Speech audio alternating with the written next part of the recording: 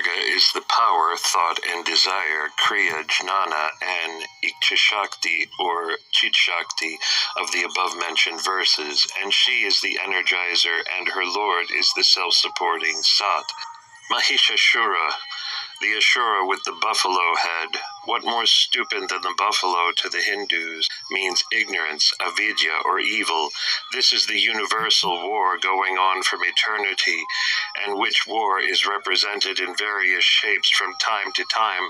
This exactly is the meaning of the war in the Skanda Purana, in the Ramayana, and in the Mahabharata. Whenever there is decay of dharma, O Bharata, and there is exaltation of Adharma, then I myself come forth for the protection of the good, for the destruction of the evildoers, for the sake of firmly establishing Dharma.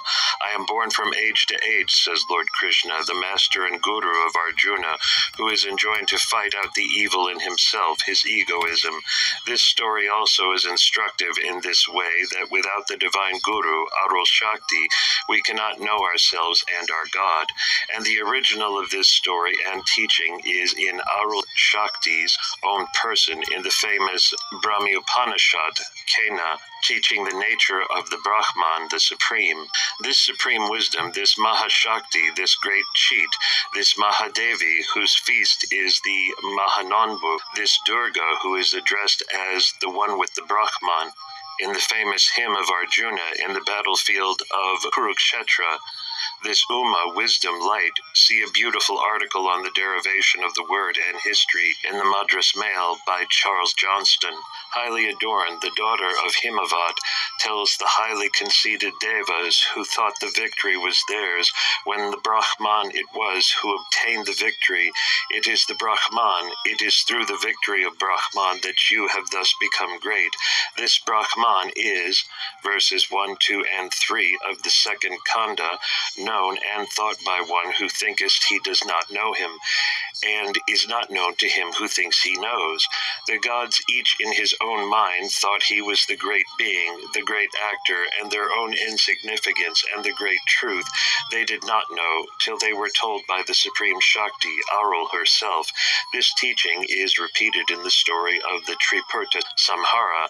This is what is taught to Arjuna by Krishna, not to think that he is the actor, that he lights and that he kills, but that he should dedicate all his acts to Ishvara as his acts, in whom he must fix his thoughts, attaining a mind perfectly balanced towards evil and good. When therefore Durga or Shakti means supreme Shakti or wisdom, it is easily conceivable after the 9 dark nights of conflict of good over evil, all arts and learning and knowledge and work and sport should receive their light and life, and the puja to Mahadevi, Mahalakshmi, and Mahasarasvati, and weapons and tools, Ayudha Puja, etc., should be celebrated.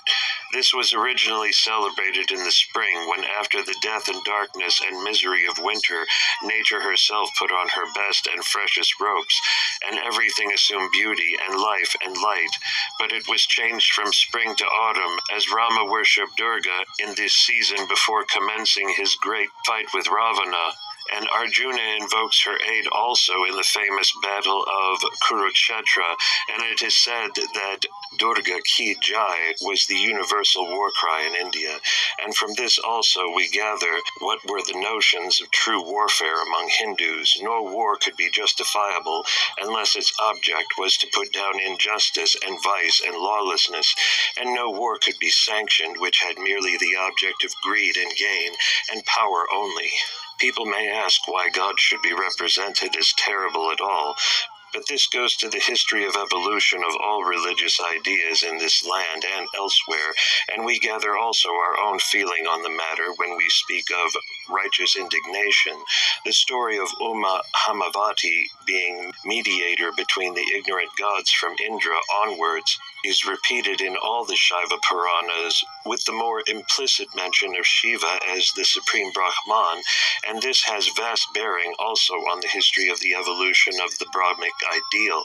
This story, taken with the stories of Daksha's sacrifice and the sacrifice performed by the rishis of Darukavana, leave no doubt about the true meaning.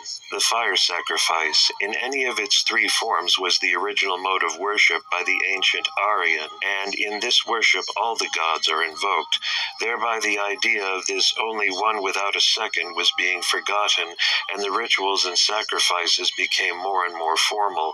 The improving consciences and thought of the people felt that something must be done to make the sacrifice to the one true God more explicit, and to eliminate from the category of the true God all the minor gods who were till now addressed as one with God, and greater veneration was being paid to the sound of the Vedas as mantra and not to the true spirit. This class gave rise to the Purva Mimamsa or Shabda Brahma Vadam, and this pernicious influence had also to be checked, and hence the Paranika, who narrated not facts in political history, but a much more important aspect of history, namely the mental and spiritual history of a people, invented these episodes to illustrate the usual trend in the public minds and the changes which were being slowly introduced. The Kino Upanishad story proves that the earlier gods were even discredited at the time of this Upanishad, and it explains also that the worship paid to these deities in the Vedas was nominally so, but really to the Supreme, and that these gods and their triumphs merely represented the one true God and his triumphs. The Daksha story would even point to a time when the Aryans had fallen to a lower level, and the true spirit of sacrifices, Dakshayani Kriya Shakti, was totally ignored, and they turned a deaf ear to true counsel, and more heretic measures were necessary, which was nothing else than the entire putting down of sacrifices, and the gods from Vishnu downwards are smashed by Virabhadra. The creation of God's anger and the sacrificial place is turned to a crematorium, and when Daksha relents, we find actually in the Vayu Purana, see the account in Wilson's volumes, God Shiva telling him that all sacrifices and worship, which is not directed to the glory of the true Brahman, is bound to end in such failure, and that worship really belongs to God, and must be directed to him solely and wholly to ensure salvation. And the proud and haughty rishis of Dwarkavans, the Sabda Brahmavadins, had also to be put down similarly, and the deer which they created and sent to destroy God Shiva by its tearful noise represents merely the Veda pronounced without meaning, and God Shiva took up this deer in his fingers and held it up close to his ear without any evil effect, only to illustrate that however loud we may shout out the name of God, it cannot reach his ears and have any effect, and unless and until we bring to bear our whole heart and whole soul in his praise. And in this connection, how full of meaning is the line from Saint Manikavachagar: the Vedas cried, O Father, and thou transcendest far, far beyond, and each one of the 5 words following the word Vedas shows the ever-increasing distance Vedas and God, though in other places God is extolled as the supreme truth of the Vedas. This is the true meaning of these episodes, and Oriental scholars have sought vainly to read into these conflicts between a savage creed and the true ancient gods, and nothing can be further from fact than to say that Shiva was not the god of the Brahmans. Lawson truly observes after a careful reading of Mahabharata that Shiva was the god of the upper classes, Brahmans and Kshatriyas, and Manu, in mentioning the caste of the gods, makes out that Shiva is Brahman Vishnu, Kshatriya, and Brahma Vashya, and Indrasadra, and their worship by the respective castes are recommended. And Sri Ramakrishna Paramahamsa speaks of Shiva as the ideal of all contemplative and self-absorbed men, and as the god of the yogis, and the description of the Muni yogi is almost the same as that of Rudra even in the Rig Veda, and the Muni and Rudra are declared to drink the Visha together, and in the Mahabharata Shiva is over and over again spoken of as the yogi of yogis, and the form ascribed to Shiva, his braided hair, his naked body or body clothed in skins, skin consisting of Ambara Akash with Upaveda or snakes with his Ganges and Dandu are exactly the features and accomplishments of a Brahmin ascetic yogi, and the remarkable resemblance will be strikingly noticed in the Pune art pictures of Shiva and Parvati, Vashisht or Vishvamitra and their wives, and today 90% of the Hindu population wear the emblems of Shiva, Asht, and Rudraksha, and the temples of Shiva cannot be counted in numbers, and one need only try to count the temples mentioned in Mr. R. Sewell's book on South Indian antiquities, vide the papers on Sritasvatara Upanishad and Shaiva religion in my studies. He is the light of lights. When Uma, out of playfulness, shut the eyes of the Supreme Lord, the whole world's dark, which darkness was removed by his third eye. They know not that thus all the lights of the universe are but reflections of his supreme Jyoti form. In this indestructible Brahman, the sun and moon were established. There shines not the sun, nor moon and stars, nor do these lightnings shine, much less this fire. When he shines forth, all things shine after him.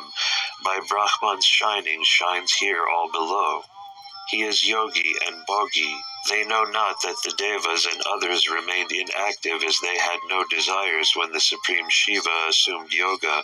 They know not that when God Vishnu persuaded his son Kamadeva to face Shiva, the latter burnt him to ashes by his upper eye, and when the Supreme, however, became united to the gracious mother Uma Haimavati, all sentient creatures recovered their happiness. The reason for his assuming forms. Unless the Supreme can assume forms, we cannot have manifestations of his Panchakritya and of his grace to his bhaktas. We cannot get the sacred revelations. We cannot eat the fruits of our karma and seek release by yoga and by sacred initiation. God is Rupa, Arupa, and Rupa Rupa. Once we assert form to the Supreme, it follows that it is formless also. From this again we desire a third form, which is neither form nor formless. All these three varieties of forms are assumed only and solely for the purpose of destroying our births. The first is called the Sakala or Apara, the second is called Nishkala or Para, and the third is called Sakala Nishkala or Parapara. God Shatadva Murti. If asked why God is spoken of as Adva Murti, having the Advas for his body, it is because he is eternal with all these bodies, and he actuates and moves both Chit and Achit, that the Vedas call him so also.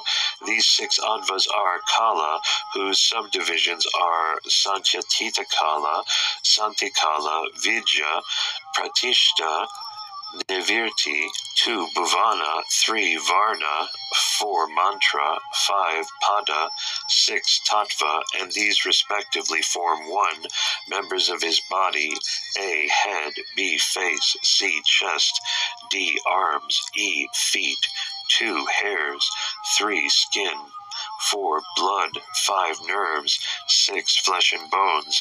Vide mantra number 991 in R.A. Shastrin's Lalita Sahasram Nama, transcending, etc. Shadadvati Tarupini. These 6 advas are words, Padadva, worlds, Bhuvana, letters, Varna, categories, Tattva, parts, Kala, and Mantradva. Of these 3 are the parts of Vimarsa and other 3 of Prakasha. The Virupaksha Panchasika says the quality of Vimarsa is attributed to 3 via words, mantras, and letters. Of Prakasha is worlds, categories, and parts. About these, the Jnanarnava says, in this chakra there are 6 adavas, O Devi, adored by warriors. Thus one should meditate by 6 adavas upon the pure Sri Chakra. Thus ends characteristics ascribed to each advas upon the pure Sri Chakra. Thus ends characteristics ascribed to each adva, i.e., advas of meditating upon Shiva via as manifested in words, etc. The Dakshinamurti Artisham, also, hear now, O ruler of yoga, the nature of 6 advas. Thus one should meditate by 6 advas upon the Sri Chakra. God is Mantramurti. If asked why it is the Vedas speak of mantra more specially as his body, it is because that of the material causes of the universe, namely Vindu, Kundalini, Mohini, Ashuddhamaya, and Mahat, Prakriti, the Vindu body is the purest and is in union with Shiva Shakti, and because the mantra originates from this pure Vindu and is caused and permeated by Parashakti and is the cause of man's progress and salvation, all the Vedas speak specially of the mantras as Hara's body. God is Pancha Mantra Murti. If asked why of these mantras the Tantras speak of the 5 mantras, Ishana, etc., more as his body, here, these 5 mantras arose first and are the cause of all other mantras and are vivified by the Adi Shakti. The Pancha mantras are Isnam, Tatpurusham, Agoram, Vamadevam, and Sajrajatam. They are called Murtam, Vaktram, Hridayan, Guyam, and Murti, and their respective functions are Anugralya, Tirodhana, Samhara, Sthiti, and Shrishti. Ishana is so called as it is filled with the highest qualities and is the ruler of all, and it is called Murta because it grants the highest wish of Tatpada. It is called Tatpurusha because it dwells in all souls as Antargami, and it is called also Vaktra, mouth, as it fills the world with Saptajala, the product of Nadam and Vindu. Goram is Ajnana and Agoram is Jnana, and as its place is the heart, it is called Hridaya. Vamadeva is so called Vama, left or cruel, and Deva, Prakasha or light, as it plunges the soul in Maya, lower, in pursuit of Dharma, Artha, and Kama, and its form is light, and it is called Guya, as it induces Vijnana, etc. from Vindu, and this is a Shukshuma act. Sajyajatam is so called because it induces from its mere wish Sthula and Shukshuma bodies to souls through Manteshvara mantra, and that is the reason why it is called Murti also. These 5 mantras form 5 Shaktis, and together with Harani, Janani, and Rodayatri, they form the Ashra Shakti. Harani Shakti acts both as Samhara and Anugraha Shakti, Janani as Shrishti Shakti, and Rodayatri as both Sthiti and Tirabhava Shakti. The Pancha mantras were the first to arise, and they are called mantra mula as all others rise from them. These are called Brahmans also, and there is a special Upanishad devoted to it, and which is translated into English in the September number of the Siddhanta Dipika 1912. It may be noted here that the commentator observes clearly that these mantras are only God's bodies, so-called upachara, and not real, and he is Chitsarupi, and can have no bodies in Maya or mantra. Adhikarana 3, God and Trimurtis. If it be asked how the gods Brahma and the rest are also forms of Hara, it is so because it is by the power of his Shakti that these gods perform their functions. The objection that if these gods perform these functions, no other god as Hara is necessary, is met by the fact that these gods can only perform one each with the power given by Hara. The power of these gods is confined to and by the respective material planes in which they exercise their functions. Gods Brahma and Vishnu cannot rise above the Prakriti plane of the universe, Rudra and Maheshvara above the Asuddhamaya plane, and so on, so that an all-seer and all-worker is essentially necessary. God's Shakti 1. The Shakti is not many, but only one. It appears as various by its manifestation in various functions, just as the one supreme law and power of the king appears as various when executed by his ministers of state. Hara actuates all gods and grants boons and salvations according to his own supreme will. One minister of state works for peace, another war. One educates, another punishes. One is engaged in collecting revenue, another in spending. One attends to home affairs, and another to foreign affairs. And all these derive power from one and the same source. The commentators mention the incidents of the Daksha's sacrifice, Markandeya's salvation, the churning of the ocean, etc., as illustrating that none of the lower gods can act independently of the sweet will of the Supreme Paramashiva. Form of Shakti is pure intelligence. The form of this Shakti is pure intelligence. If asked whether supreme will and power are also found in this supreme intelligence, yes. Where there is intelligence, there is will and power. As such, the power and will be manifested also by the supreme Chit Shakti. The saying, knowledge is power, explains the statement above. The phrases that cannot be obstructed or hidden applied to the supreme intelligence have to be remembered particularly. The Siddhanta does not contemplate any power or intelligence which can even temporarily undergo obscuration or change or become impure. In the presence of this supreme Sat-Chit, there can be no darkness, no ignorance, and no sorrow at any time. Darkness, ignorance, and sorrow cannot be postulated by attributing any veiling or obscuration to this supreme light. The supreme light, unlike the earthly suns, shines everywhere and at all times, and in all splendor, undiminished and unobscured. Though the poor mortals as we are cannot and will not perceive this light, owing to the veil or covering over our eyes, and not over God, mind, just as the blind man fails to perceive light on even a bright noonday. The little covering is over the blind man's little eyes, and not over the sun. Try to compare the dimensions of man's eye to that of the sun. Though the poet sings that even a small umbrella can hide the sun, the poet forgets that it is not the great sun the umbrella hides, but his little head. There are many similar fallacies in popular speech, and this one particular fallacy is a fruitful source of error. Each Jnana and Kriya Shakti. This one Parashakti becomes three as each Cha, Jnana, and Kriya Shakti. Each Cha Shakti may be defined as the supreme love, desiring the welfare of all living creatures as Jnana Shakti. God knows all and the wants of each and every one, and grants their deserts. By his gracious Kriya Shakti, the Lord creates all these worlds. At the sight of the jivas weltering in sin and suffering, God's love is excited, and he wills to save the souls and intelligently sets out adjusting means to this end, and the special means adopted for their salvation is by creating these worlds for gaining experience and wisdom. The following verse from Mahabharata shows that the worlds are created for the enjoyment of jiva. Know, O Keshava, that this all consisting of animate and inanimate existence, with heaven and other unseen entities, which occurs in these worlds and which has the all-pervading Lord for its soul, has flowed from Maheshvara and has been created by him for the enjoyment of Jiva. Jiva is not equal to God. Can the Jiva, by possession of his will, intelligence, and power, be said to be equal to God?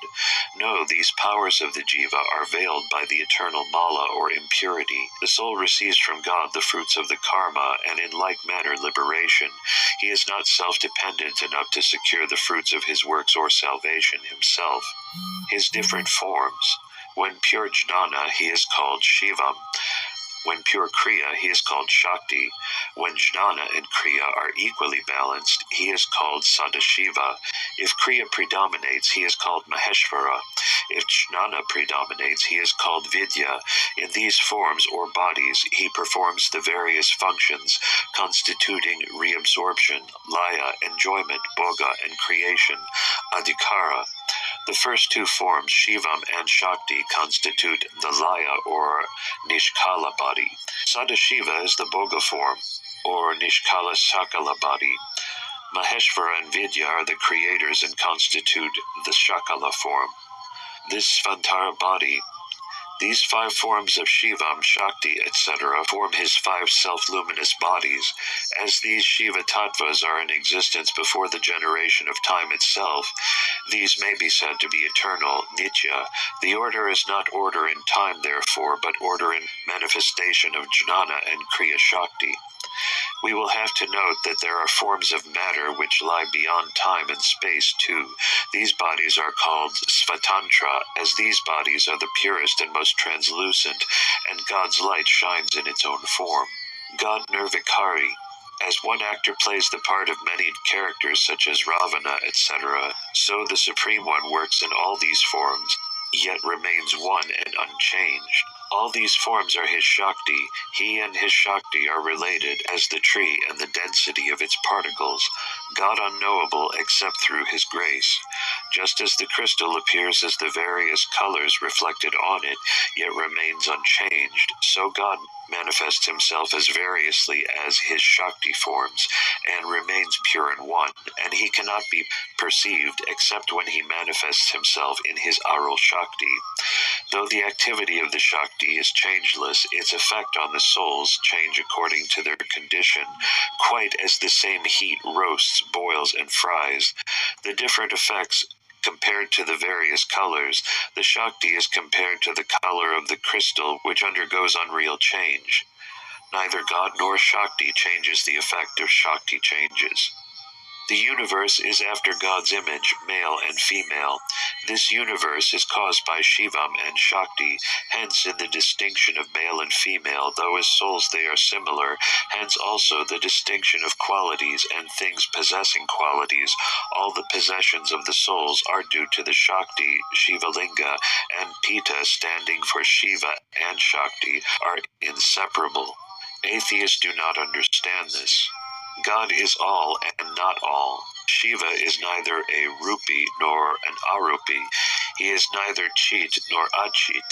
He does not create nor sustain nor perform other functions. He was never a yogi nor a bogi.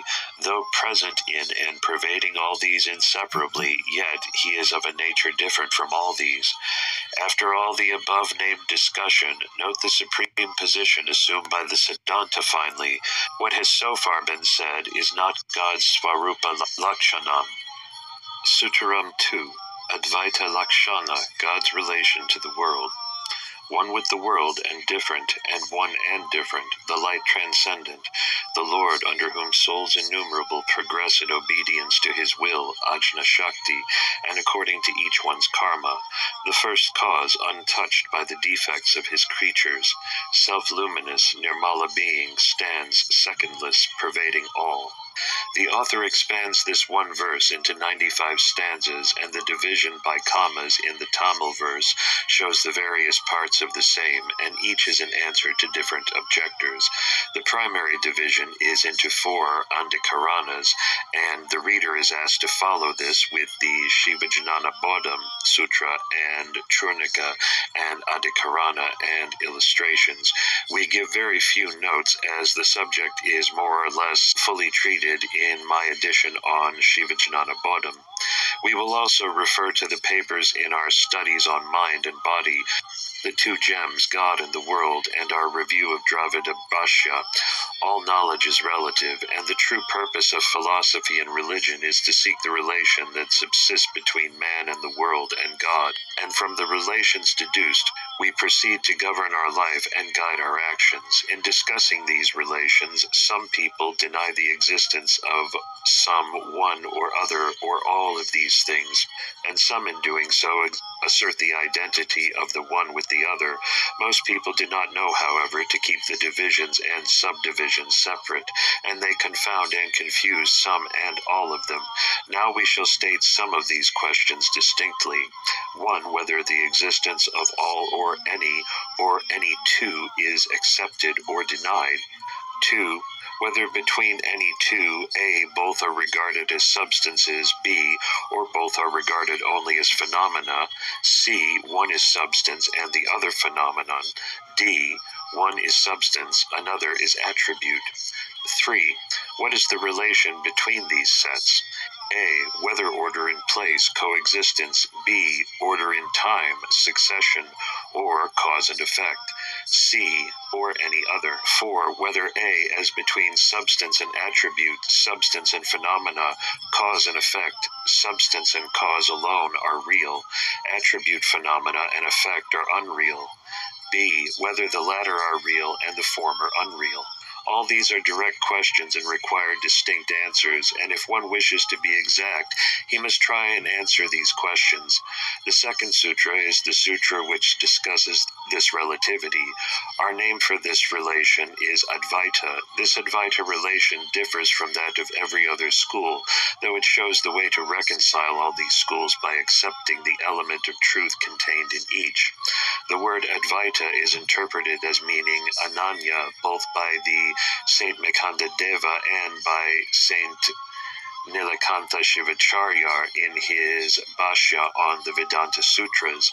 This Advaita, the Bhashyakara says under 2.122, is not that form of Vishishtadvaita declaring Beda Beda, or is it Beda as between a pot and cloth, nor absolute Abeda as that of pearl and silver, one of them being illusory, but he sets up a form of Ananyavada as the non-difference between the body and the embodied or substance and attribute. The Prapancha cannot exist apart from God, and is inseparable, and inasmuch as whatever cannot exist apart from another is conditioned by the latter, they may be said to be one, and therefore Brahman is said to be one with the Chaitanya and Echetana Prapancha, and yet there is a natural distinction between the two, so that the Supreme Brahman is ever superior to the other two. Thus he seeks to reconcile the Beda and Abeda Shrutis. The Siddhanta writers also distinguish their Advaita from Beda, Abeda, and Beda-Beda doctrines, which assert difference like light and darkness, oneness like gold and ornament, one and different like words and meaning, and yet postulate Beda like eye and sun, Abeda like soul and body, and Beda-Beda like the soul and eyesight. As will be evident, the analogy of soul and body, vowels and consonants, is to describe the Abeda relationship, and this relationship is called Tadatmya, and Sivagnana Yogi distinguishes two kinds of this. One thing appears as two, like the body and the embodied, or substance and attribute. 2, where two things become one by power of association, and he says the former kind of Tadatmya is called as such, and the latter kind of Tadatmya is called Advaita, and he distinguishes from the above said relation other kinds of relations like Aikyam, as union of the Akash in the pot and the Maha Akash, Samavaya, like fire and heat. Samavaya or Tarkikash is the same as Tadatmya. Shayogam, like fingers on one's palm. Sorupam, union from some one similarity. And Anirvachaniam. We may also point out that of all Indian followers of Shankara, it is Manilal Dvivedi alone who points out in his work on monism and Advaitism, which we have quoted at length in our Dravida Bhashya review, that Advaita means Ananya and not Eka or Abeda or Abhina. Adhikaranam 1, Mayavadi's objection answered. 2. When all the Vedas proclaim the oneness of God without a second, why do you postulate a second by speaking of his presence in souls? No, you misread the Vedas. They only declare that there is only one God. His relation to the souls is that of the letter A to other letters. Saint Arulnandi Shivacharya does not devote much space for the discussion of Advaita, and he does not even use the word anywhere in his works. He, however, defines it as meaning neither one nor two, nor negation of either. In his Irupa Irupatu, the illustration of vowels and consonants is found in Aitreya Aranyaka. Its consonants form its body, its vowels the soul, Atma. Also, he who dwells in Atma and within the soul, whom the soul does not know, whose body, Sarira, the soul is, and who rules the soul within. He is thy God, the ruler within, the immortal. Brihadaranya Upanishad 3:7-22. God is all and not all. As the soul is one with the body and the organs energized by it and is yet different from them, so is Isha one with the souls, but the soul is not God, and God is not the souls. God is one with the souls by his vyapaka and different from them in reality. Adhikaranam 2. How God actuates souls in karma.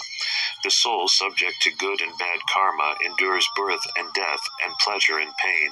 The soul enjoys the fruits of karma through the power of God, in the same way as a king metes out reward and punishment in this mundane world, or as a physician applies remedies.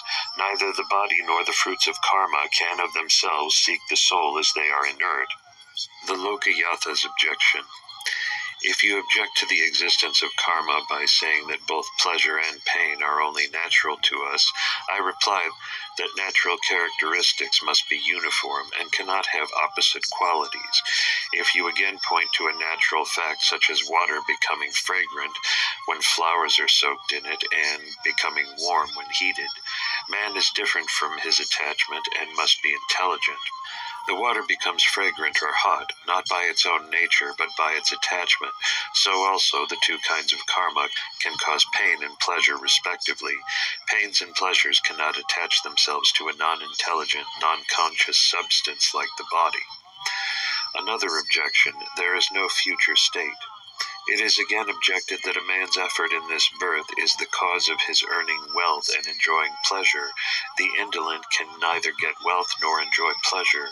If these should be past karma, persons must secure wealth without any effort in this birth. The same answered. To this we reply that when a man has been industrious in the pursuit of wealth, he sometimes becomes indolent at the end, and does not get any reward for his labors, even if a man works strenuously to the very end, and sometimes he gets no reward again. Some get wealth without any labor. These can be explained only as the results of bad karma and good karma respectively done in past births. How karma acts. Gain and loss and pleasure and pain, honor and disgrace, all these six remain potential in the womb. They manifest themselves as the result of one's endeavor. They are the result of the karma performed in previous births. Results of present endeavor will be manifest in a future birth. His body is caused. Karma being acts of the body. How is the body caused, you ask? The karma of the last body caused the new body. They are mutually connected as cause and effect, as the seed and tree mutually cause each other. 9 and 10, the author points out how personal effort is necessary in all the stages. Even a seed would not sprout into a tree, nor a tree yield seeds without cultivation and watering. How our future is formed. If past karma is eaten in this birth, how do you get seed for a future birth, you ask? This karma consists of acts producing pleasure or pain. These acts cause the present body, and in performing them again, other acts are formed. It is impossible to act without giving rise to other acts, hence the connection. The above point illustrated. As the fruit of husbandry yield us food for present enjoyment and seed for tomorrow, so also our acts also account for our present enjoyment and form seed, the fruit of which will be enjoyed in a future birth. This is the eternal order of karma. The three kinds of karma and their definition have to be borne in mind. Sanchita karma follows one from birth to birth. Prarabdha karma is formed out of sanchita and is the direct cause of the body and worlds and enjoyments one is born to in the present existence. Akamiya karma is the seed gathered for a future sowing while so enjoying and consists of punyam and papam. From the beginning of this adhikarana to this, the Siddhanti's position is established as against the Lokayata. Prarabdha is distinguished as ichcha, like the pleasure and pain endured by a person in performing a secret sin, aniccha, like the results of lightning, storms, etc., and the parechcha, as one suffers punishment meted out by the king. They are called also as drishtam, where results appear at once from our present acts, as in taking medicines, etc. Adrishtam, where present acts produce results in another life. Drishtadrishtam, whereas in performing asvamedha, the present acts yield results in present as also in future life. God and bad karma defined. Karma are either good or bad, performed in the absence of harmony by the mind, speech, or body. By good karma, you do good to sentient creatures. By bad karma, you injure them. The Supreme Lord understands your deserts and makes you experience pleasure or pain accordingly. The definition of good and evil, hitam and ahitam, right and wrong, punyam and papam, as herein has to be noted carefully. It is the doing of acts which give lasting good or evil to sentient creatures within one's own sphere, and one's own pleasure and pain is also involved. Humanity is so tied that one cannot think of his own good or effect on the whole of humanity that he can be judging rightly. In our view of punyam and papam, the doing of good is enjoined as a positive duty as much as the refraining from evil or injury. The list of 32 dharmas or charities contains every one of those active duties which a man can think of to benefit his fellow creatures by removing their sufferings and adding to their pleasure. The sole trait of the saintly consists in their overflowing love towards humanity and in their pain and sorrow at their fallen brethren. Says Saint Umpati, we were most pained to see the phrase desiring the welfare of all in Gita chapter 5:25 most sapiently explained to mean injuring none. This sort of tendency marks the downward fall in Hindu ethics, and some of the reproaches leveled at Hindu quietism are not altogether undeserved. Who could do a greater harm to society than by the perverted explanation of the Gita passage as given above? A positive injunction to do good to all is construed into a mere negative injunction to injure none. And how can troubles of the sinning and sorrowing humanity ruffle the undisturbed calmness of such a saint?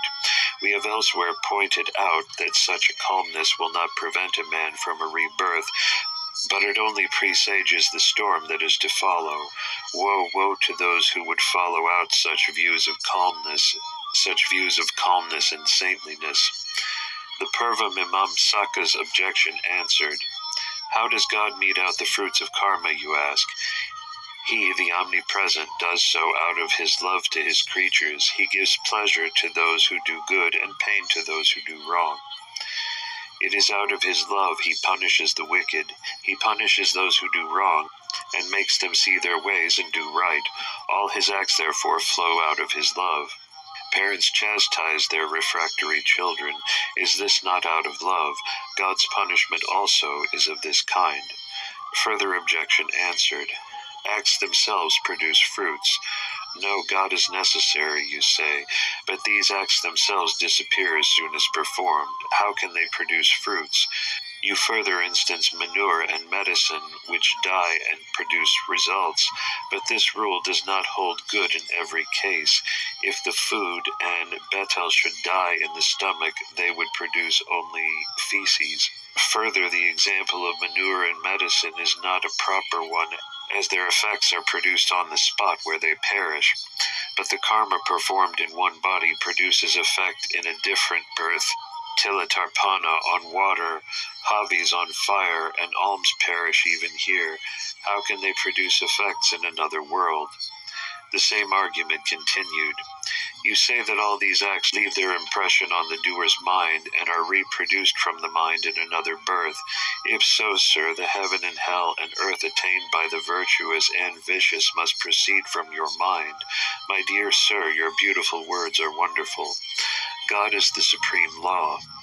The gift and giver, the rights and receiver, all perish. As such, an eternal knower who can mete out good and bad is necessary. God is the lawmaker. He therefore administers the law to cure the disease of karma. How? Souls enjoy alone in conjunction with body and organs, place and time and order, action and object. All these latter are non-intelligent and cannot attach themselves to the soul of their own accord.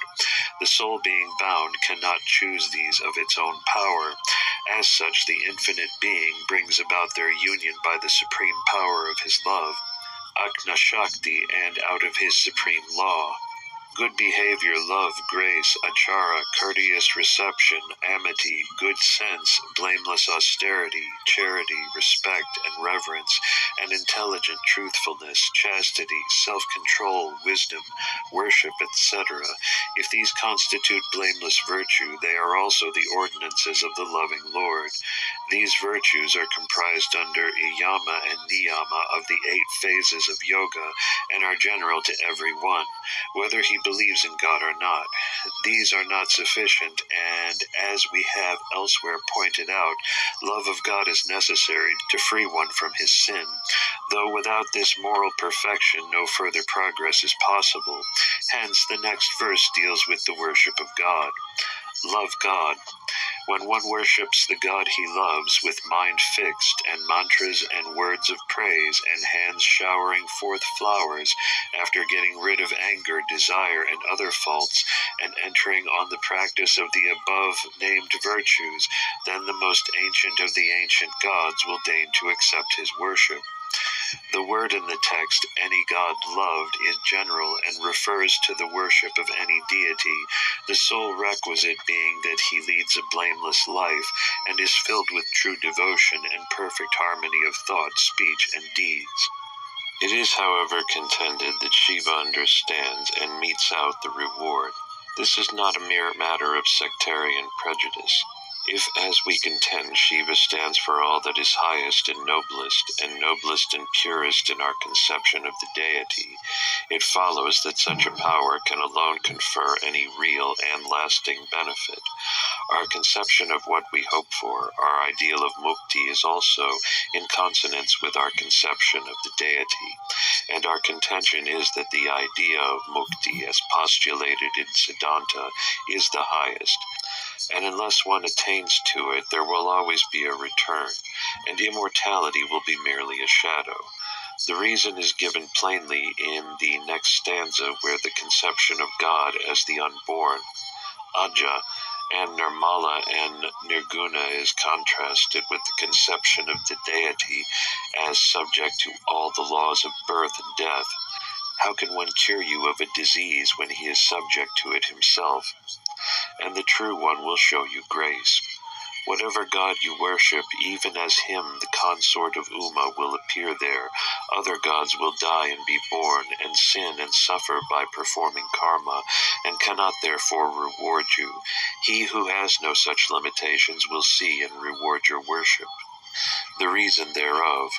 When we worship some beings, such as parents, etc., it is not they who reward us in the future state.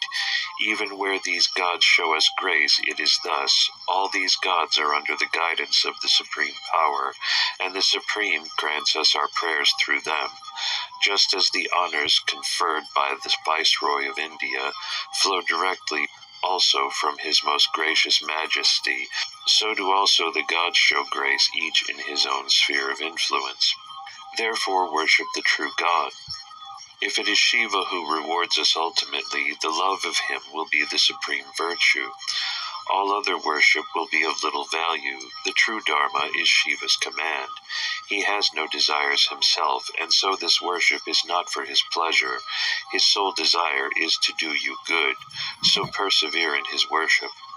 The author explains his true attitude with regard to his own religion and other religions in these verses. He does not condemn the worship of other gods, for the simple reason that all such worship is useful, and that all such worship, if true, tends to raise him from his own low desires and selfish instincts, and towards a nearer approach to the Supreme God, and the all-seer and all-knower and all-gracious cannot fail to take note of his sincerity and love, and to reward him as he deserves. But, however useful, the worship of the lower God cannot be the highest object of our aspiration. We can bow before the fountain of grace itself direct and drink of the supreme bliss. This is also the teaching of the Gita, and in reading it one has only to remember that whenever Lord Krishna speaks of himself, he speaks as the supreme Guru and Acharya of Arjuna. and as such represents the Supreme God himself. Many a passage will be unmeaning otherwise, and the worship of himself which he recommends is not to be taken to mean any saguna worship or the worship of any god other than the highest. Becoming wise at the end of many births, one worships me. That high-souled saint is very rare to whom Vasudeva, the Supreme God, is all. 7:18.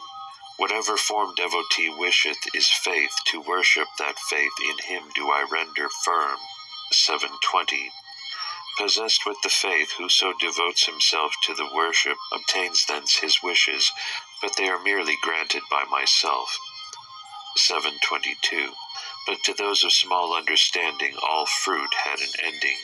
The votaries of the deities join the deities, my votaries join myself. 7:23. This ignorant world knows me not as the birthless and deathless. 7:25. From Smirat Govindacharya Svamin's translation. The way of worship.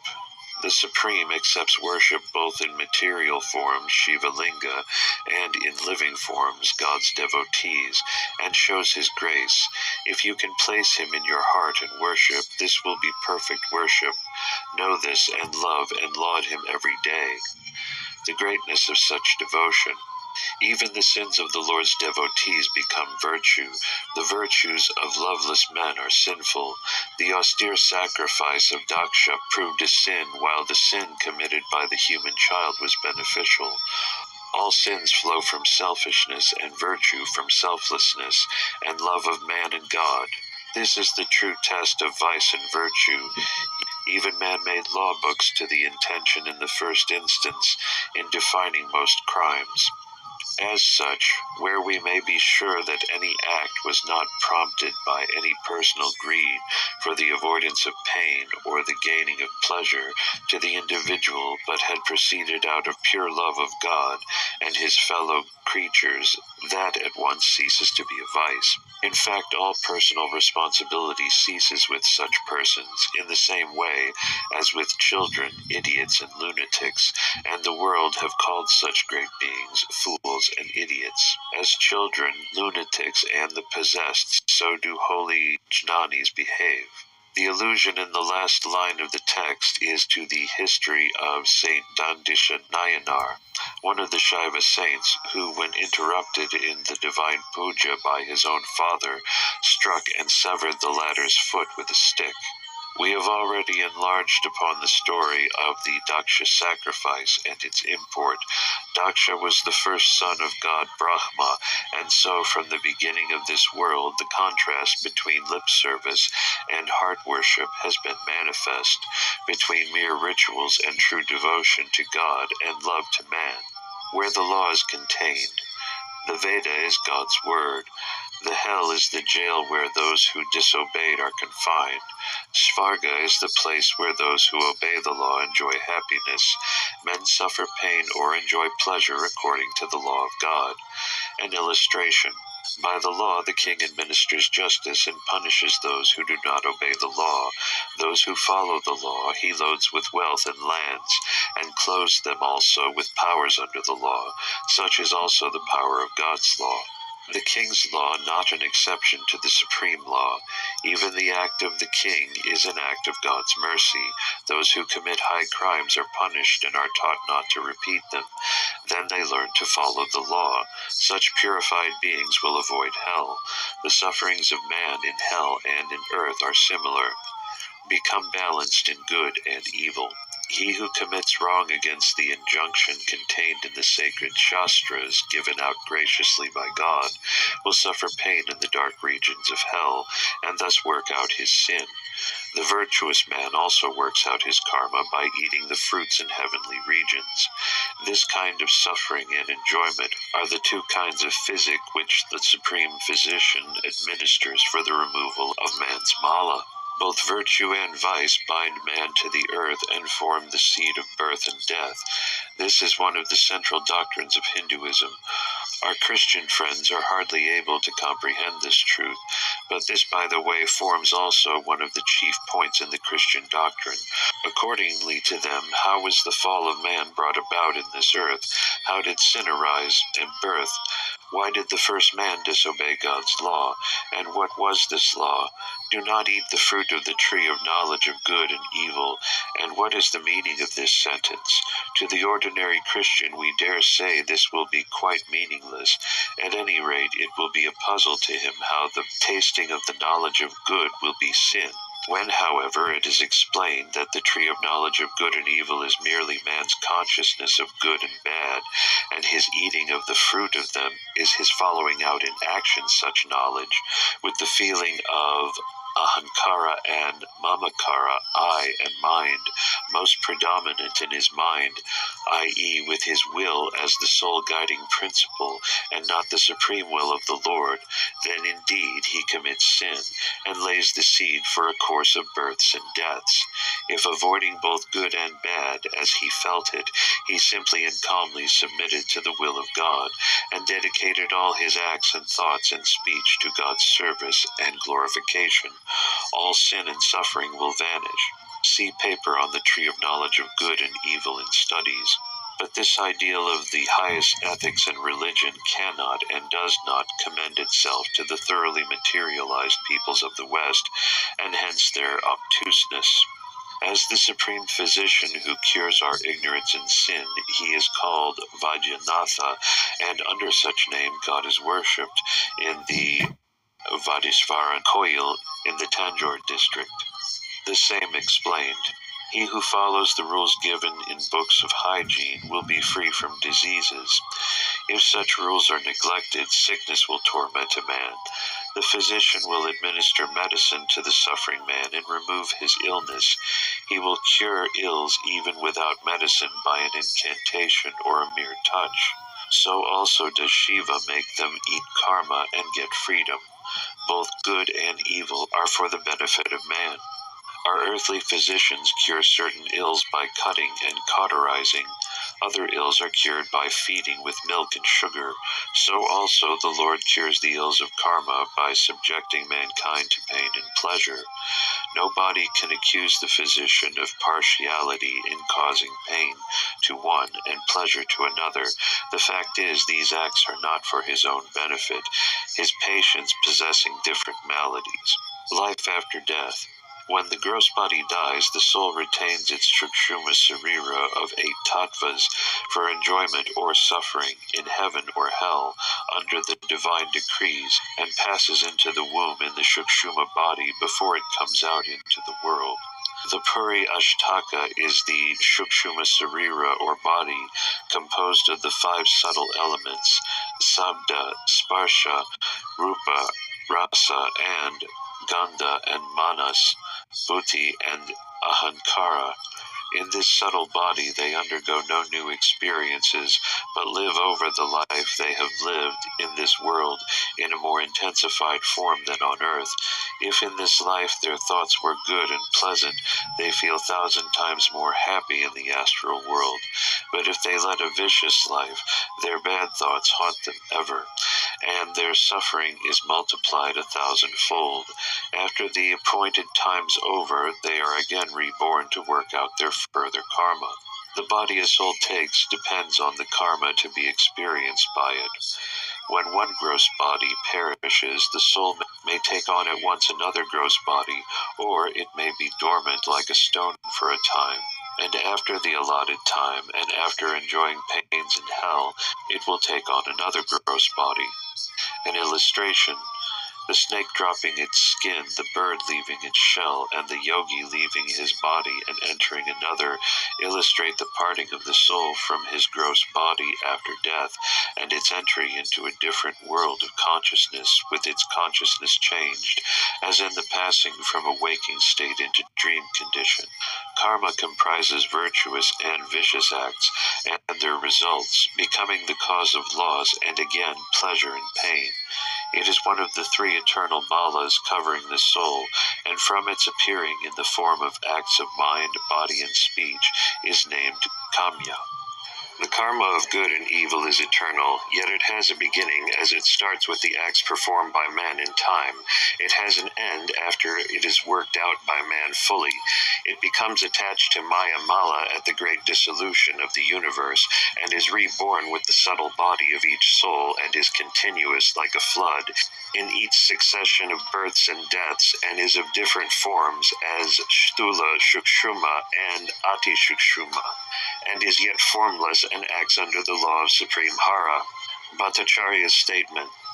You say that of living beings, both movable and immovable, each of them will only change its body at its rebirth, according to its respective karma, but not its form.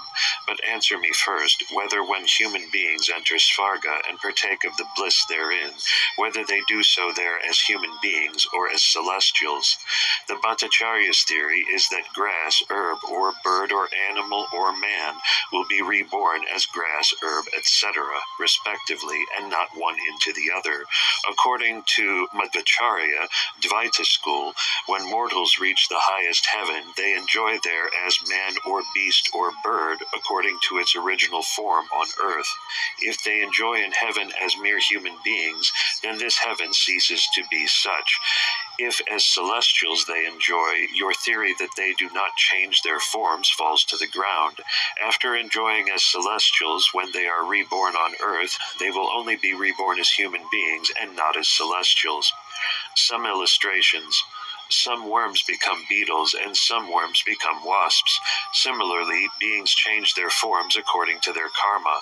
Most of the schools are agreed on this point, and why should you alone have doubts about it? The accounts of Agalya become a stone, of Mahavishnu incarnating in several forms, of a spider being born in the solar race of far-famed kings, and a rat having become Mahabali also demonstrate our point. Further objection answered. You say that these instances only show that these change of forms were due to certain other causes and not to the effect of karma, but I have already stated that the Lord is the witness of all kinds of karma. As it is, everything follows only the divine will. Karma inert unless energized by God. Karma cannot of itself discover the particular body of the particular world and attach itself to jiva, and the jiva itself is equally incapable of choosing the particular body. The union of the soul to the body must therefore be brought about by God's Shakti, and God thus gives each a suitable body according to his karma. Gross body is derived from the subtle necessity of a creator. If you ask whence these different bodies are derived, they are derived from the subtle body. If you ask how different bodies could be produced by one subtle body, we answer that though gold is one, different kinds of ornaments, like chains, etc., are made therefrom by a capable goldsmith, so all these different bodies are formed by Shiva. The question has often puzzled people whether the higher forms of animals and man can revert in a next birth to still lower and different forms, but the difficulty will vanish when is herein pointed out that the different kinds of gross bodies possessing form are all derived from the more subtle and formless matter.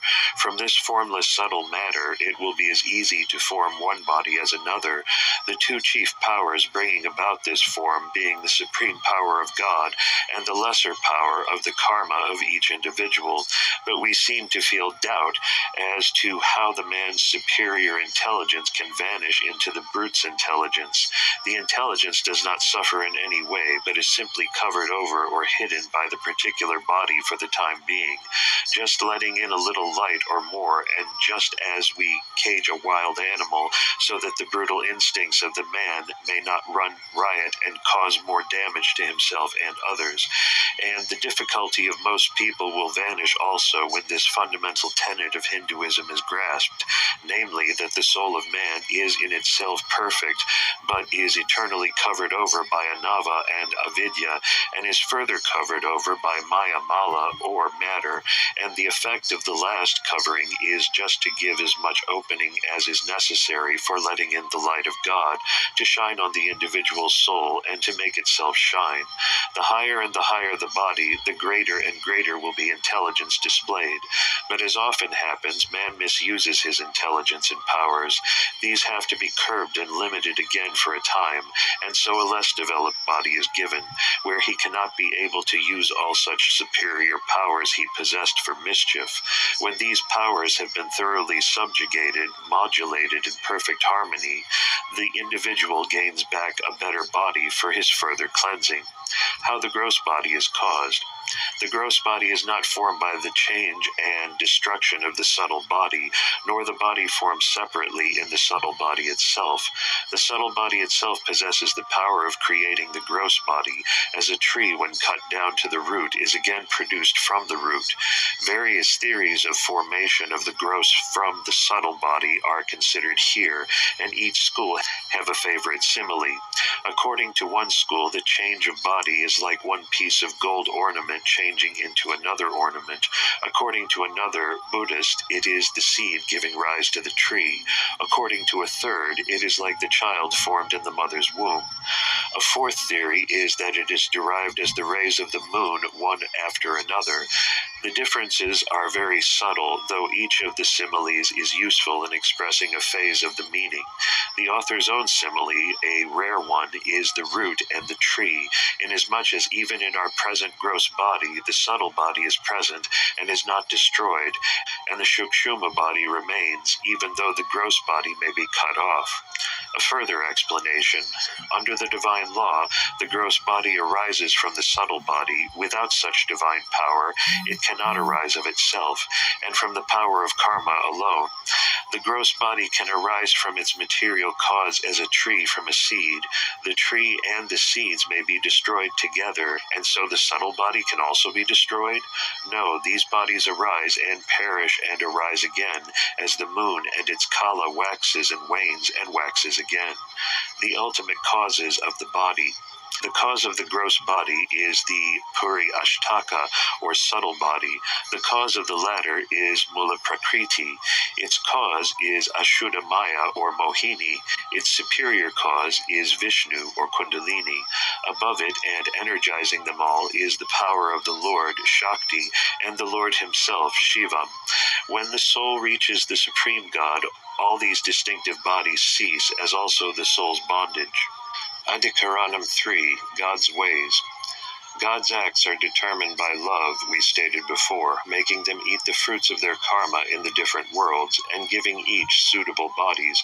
God removes the mala by the means of these medicines, and gives the souls the highest bliss, and crowns them with his own lotus feet. Maya, a purifactory means. The body and senses are formed out of Maya, mala, dirt. Why do you say that this dirt will remove another dirt, anava mala, you ask? Yes, just as the washerman washes all clothes clean by mixing with them cow dung, fuller's earth, etc., so Shiva removes our anava with Maya mala. Definition of Maya. Indestructible, formless, one seed of all the worlds, non-intelligent, all-pervasive, a Shakti of the perfect one, cause of the soul's body, senses, and worlds, one of the three malas, cause also of delusion, is Maya. The definition has to be carefully noted. Each word in it is an answer to a particular school of philosophy. Maya here means Ashuddha Maya. It is called Nitya as against Shanikavadis, formless against Lokayatas, one as against Shankyas, seed as against Shunyavadis, Achit as against Shivasamavadis, who identify it with Chit Shakti, Vibhu, as against the atomic theory, Vaisheshikas, Shakti, as against the Bhaskara's theory that it is the Parinama of God, Mala as against the Anirvachaniya doctrine, and cause of delusion also as against a school of Shaivas who assert its sole function to be causing delusion. Shakti here is not the Abin, a Chiti, but the Bina Parigraha Shakti, its products, time, etc. From Maya arise time and order, niyati, and then kala. Of this, time acting under the Lord's will rules all the worlds in its three forms of past, present, and future, by creating, developing, and destroying everything, and giving rise to divisions of time. Niyati, kala, and vidya. Niyati brings about order in the working of karma. The energetic kala arises next, and lifting a nava a little, brings into play the soul's active powers. The vidya tattva arises out of kala and brings out the soul's intellectual powers. Ragam and Purusha. From Vidya Tattva arises Ragam, which according to each one's karma induces desire for bhoga or sensory enjoyments. When the soul is thus clothed in these organs of actions, intellection and volition, this combined tripartite body is called the Purusha Tattva. This body is also to be fivefold, including time and niyati, and hence is called Panchakanchuka. This Purusha Tattva is not a separate tattva, but it is what constitutes the karmic ego or individuality of the soul, which thinks that it is that which acts, desires, and thinks, and thus performs karma, becomes clothed with ignorance and desire, etc., enjoys and suffers, and requires merit and demerit, and becomes attached to the soul like a shadow, and is reborn from birth to birth, and is altogether annihilated at the time of final moksha, nirvana. It is this Purusha Tattva which Buddhists recognize, and not the real soul, and according to them ourselves, this undergoes extinction. Still, as the soul is associated with the Purusha Tattva, it is certainly the soul that enjoys, and the Purusha Tattva will become dead and inert the moment the soul turns away from it and towards God. Mula Prakriti, its products. From Kala rises Prakriti in avyakta form. This gives rise to the three guna. Each of the guna is of three kinds, and three guna pervade everything, and the soul, becoming completely of the form of these guna, becomes bound for purposes of enjoyment. The three gunas are sattva, rajas, and tamas. When combining with each other and one of the qualities alone predominate, they form into groups of sattva, sattva rajas, and sattva tamas, rajas, rajas sattva, and rajas tamas, etc. Chitam and buddhi. From the avyatka chitam arises, and thinks out everything. From the same arises buddhi, and becoming attached to dharma and adharma, judges things, becomes clouded by moha, pain, and pleasure, forms the object of the soul's jnana and kriya. If everybody is not influenced by his individual good and bad karma and his own apprehensions of pleasure or profit or loss, then his judgment would be clear and his action true. The several influences that act on one's buddhi are the three guna, good and bad karma, pain and pleasure, fear and moha, ahankara. Buddhi gives rise to ahankara, which is the seed of illness in man, and which says, "Who is there to compare with me?" and which says, "I and mine," and identifies itself with the soul. This ahankara is of three kinds, according to each of the three, guna, sattva, etc., namely, taijasa, vaikari, and bhuta.